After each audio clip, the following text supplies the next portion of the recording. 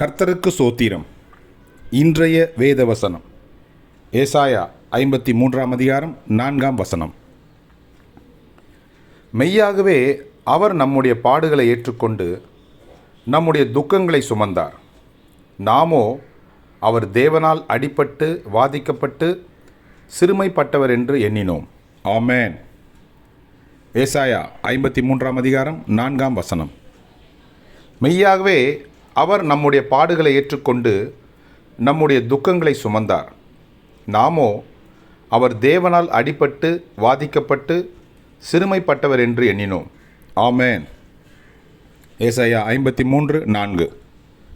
கர்த்தர் உங்களை ஆசீர்வதிப்பாராக, உங்களோடு கூட இருப்பாராக. ஆமென்.